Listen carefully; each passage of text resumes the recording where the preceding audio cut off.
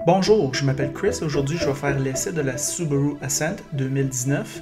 Nouvelle entrée de Subaru, ce type de véhicules sont conçus pour accueillir une troisième rangée de passagers. Mais cette troisième rangée est vraiment pour les enfants.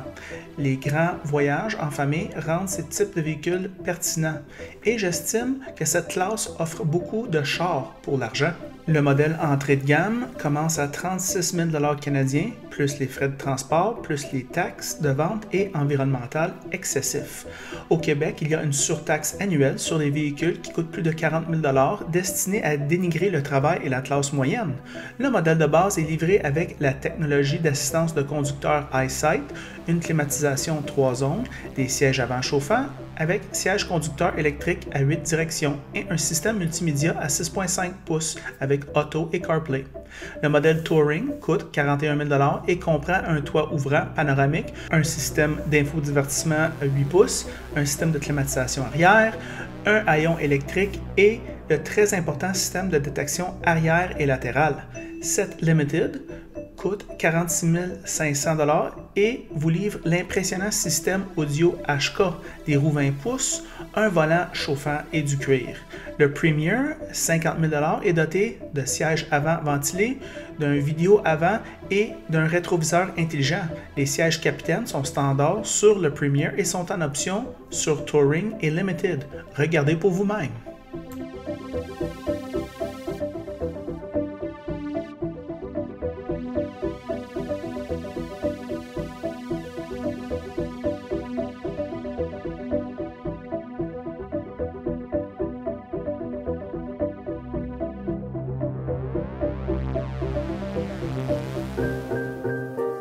Comme vous pouvez l'imaginer, Ascent est gigantesque lorsque la troisième rangée est abaissée. Rabattant les sièges de la deuxième rangée est un processus à 2 étapes, comme indiqué par les icônes sur le côté des sièges. Beaucoup de place ici, confortable, lumière naturelle, du toit panoramique, c'est merveilleux ici. Heureusement, c'est l'expérience familière Subaru. Cela signifie beaucoup de fenestration et une interface facile à utiliser pour le conducteur. Ascent est très confortable. Je me suis immédiatement senti à l'aise. J'ai seulement commencé à conduire des Subaru il y a 4 ans. La marque n'a jamais attiré mon attention. Aujourd'hui, je comprends parfaitement la bonne presse que reçoit Subaru et la raison pour laquelle ses ventes ont tendance à augmenter. Les sièges sont de excellente qualité et, d'autant plus, la qualité de construction intérieure est à la hauteur. La technologie Subaru EyeSight est synonyme de cruise adaptif, freinage pré-collision, d'alerte de sortie de voie et assistance de direction. La Ascent est un excellent choix en matière de sécurité. Parlant de sécurité, son petit moteur 4 cylindres situé au ras du sol, conçu pour se rompre sous le châssis en cas d'accident, c'est très sécure. Le moteur est un Boxer turbocompressé à 4 cylindres et est livré avec une CVT. L'économie de carburant s'élève à 11,6 en ville, par contre Ross a vu du 13-14, et 9 sur l'autoroute. Pas mal bon pour un si gros véhicule. Voici mes pensées, ou c'est-à-dire nos pensées, sur la route. Bonjour les amateurs de voitures, aujourd'hui Ross m'apporte le Subaru Ascent 2019. Pas paiement Ross, on l'a vu au salon de l'auto, il était beau. Ross, qu'est-ce que tu en penses de ce truck-là? Ben, VUS qui se mérite la cote de sécurité Top Safety Pick Plus. Fait que ce véhicule-là continue avec la même philosophie de chez Subaru. On le dit souvent, Toyota a une philosophie sur la fiabilité.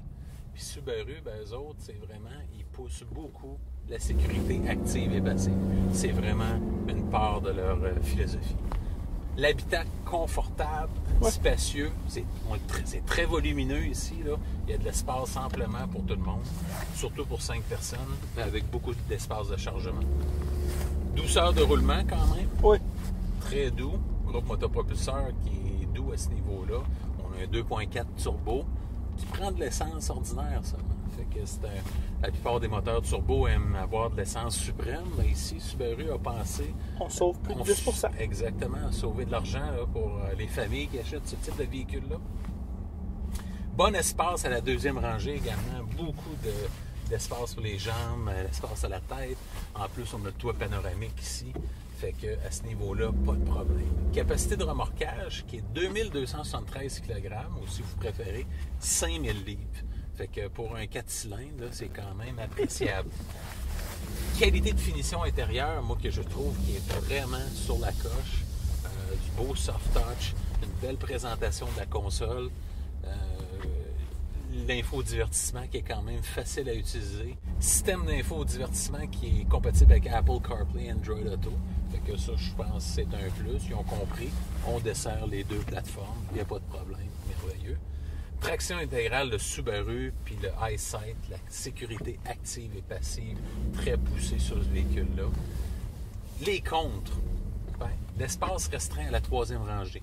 Ici, on a un compromis à faire. On n'est pas dans une mini-fourgonnette.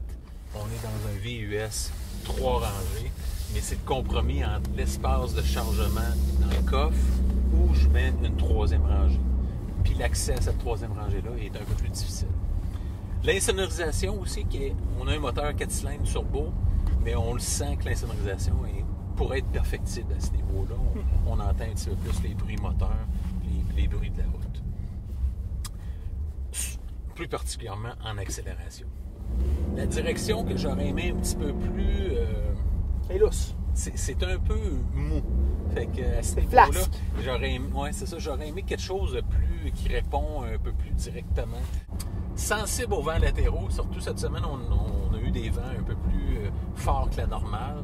Et sur l'autoroute, évidemment, avec la silhouette de ce véhicule-là qui est très en hauteur, bien évidemment, ça se ressentait.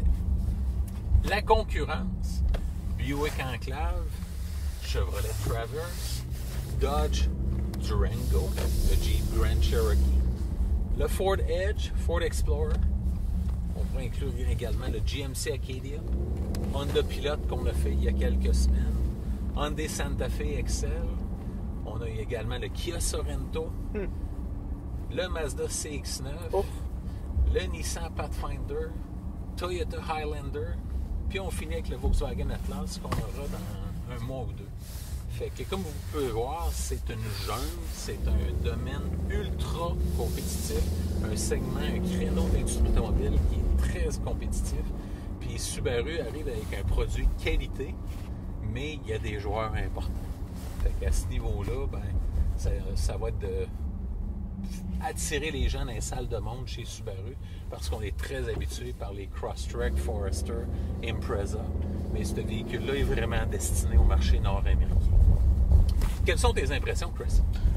Ross, je te dirais, dans cette catégorie-là, c'est assez difficile à se démarquer parce que c'est une catégorie qui est quand même assez utilitaire. Je te dirais, le style extérieur est conservateur, comme la majorité de ses compétiteurs. Si tu voulais de quoi qui flash puis qui est beau, c'est CX-9. À part ça, le look extérieur, moi, je te dirais que ça fait très Subaru. On n'est pas dépaysé ici. On n'est pas dépaysé. L'affaire que moi, je remarque à propos de Subaru, qui est peut-être pour qu'est-ce qui la distingue sur ses compétiteurs, c'est quand on rentre dans une Subaru, on peut l'utiliser à partir de la première minute. On utilise la radio, c'est intuitif, les commandes ici sont faciles à utiliser.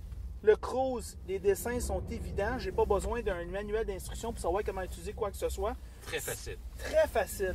Ça, c'est le fun, Ross. Asti que j'ai les manuels d'instruction, puis j'ai pas envie de passer 1 heure sur YouTube à chercher comment utiliser différentes fonctions. Ça, j'aime ça. Exact. On est assis quand même assez haut ici. Oui. Là, on sent la hauteur. Très belle vision. Oh mon Dieu, on voit tout. On voit tout. Le toit panoramique assaillant. Le moteur est un peu bruyant, comme tu dis, mais par contre, il y a de la puissance. Fait que c'est correct. Beaucoup de coupes à bas régime là, pour un 4 cylindres, c'est impressionnant. Oui. Moi, je te dirais que le volant, j'aime le volant. La seule affaire que je reprocherais à Subaru, c'est qu'à ces prix-là, il faut lâcher le cuir cheap. Puis il faudra avoir quelque chose d'un petit peu plus... de meilleure prise en main. La CVT répond bien. Moi, je le sens pas du tout. Je le sens pas l'effet élastique trop. Quand même assez bien préprogrammé en termes de... Ouais, moi, j'ai pas de problème avec de la vitesse, Subaru, la CVT. On va aller sur l'autoroute, puis on va aller clencher un peu, Ross, juste pour voir qu'est-ce que ça donne en vraie vie sur l'autoroute. En 2015, on avait essayé la WRX. Ouais. Moi, c'était plus la CVT m'avait impressionné parce que j'avais beaucoup d'appréhension envers ces transmissions-là. Je trouve que Subaru l'ont quand même, c'est pas parfait, mais ils l'ont quand même bien maîtrisé. Oui. On embarque en masse de puissance. En masse de puissance pour embarquer sur l'autoroute. Mon Dieu, hey, c'est combien? 1900-2000 kilos cette affaire-là? Ça n'a pas de bon sens. Près de 2100 kilos. Wow. Ça fait que c'est quand même un véhicule très lourd. 4 cylindres. 4 cylindres, en 2.4 2019. litres, 260 chevaux. Fait que c'est très performant. On va essayer un petit dépassement ici. Wow. Pas d'hésitation. Non, ça avance. Ça avance. Ross, je te dirais que tu avais raison à propos du bruit moteur, mais sur l'autoroute, c'est quand même correct. C'est pas, c'est comparable à ses compétiteurs au niveau de l'insonorisation du vent et de route. Oui. C'est sûr, on a un 4 cylindres, on n'a pas un V6 comme la plupart des concurrents. Fait qu'à un moment donné, au niveau du bruit, tu raquettes. En raison de la CVT qui génère un peu plus de bruit, puis le moteur 4 cylindres, c'est un peu normal. Ouais. Je te dirais peut-être que la pilote est un petit peu plus silencieuse. Oui. Là, maintenant que ça fait quelques minutes que je roule sur l'autoroute avec, on avait juste fait pas mal de la ville avant. Moi, je peux te dire qu'il fait peut-être un petit peu plus de bruit au niveau du bruit de vent que Pilote et CX-9 que nous avons essayé. Somme toute, par contre, je dirais quand même recommandable. Ross, qu'est-ce que tu en penses? Moi, je pense que c'est un véhicule... Subaru a annoncé que les problèmes de consommation d'huile étaient réglés. Fait que je donnerais la chance au constructeur. C'est moi, en termes de sécurité pour une famille, excellent. Un des leaders incontestés. Volumineux, spacieux. Fait que moi, en achat ou en location, j'ai pas de problème avec ce véhicule-là. Ouais, moi aussi. Et c'est ça nos pensées. Alors, si vous aimez cette vidéo-là, aimez-le. Si vous ne l'aimez pas, aimez-le pas. Et si vous l'aimez beaucoup, franchement, abonnez-vous à la chaîne. Et c'est tout.